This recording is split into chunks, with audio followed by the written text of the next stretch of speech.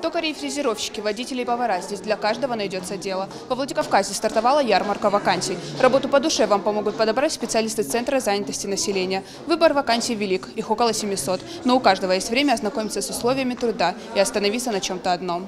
Сегодняшняя ярмарка вакансий рабочих специальностей посвящена непосредственно подбору кадров по рабочей сетке.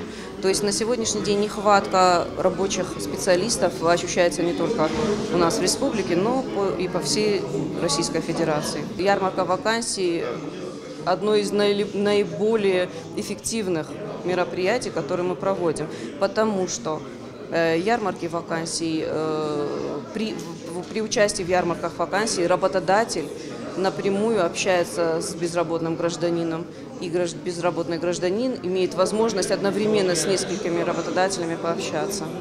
Ярмарка вакансий помогает трудоустроить незанятых инвалидов, многодетных родителей, а также родителей, воспитывающих детей-инвалидов.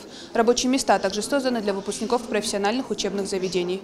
Для начала можно получить временную работу в рамках программы «Стажировка». Все расходы по оплате труда на себя берет служба занятости.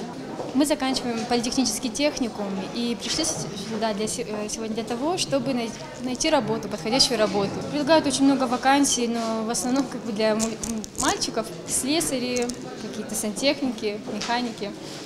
Но есть очень много работ, и не только в нашем городе, но и в других городах тоже предлагают. Точно не определились, но мы уже приглядели. Задумываемся.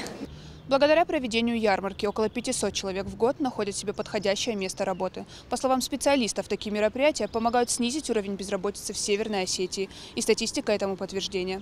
Фатима Макиева, Алла Венедиктова, Осетия ТВ.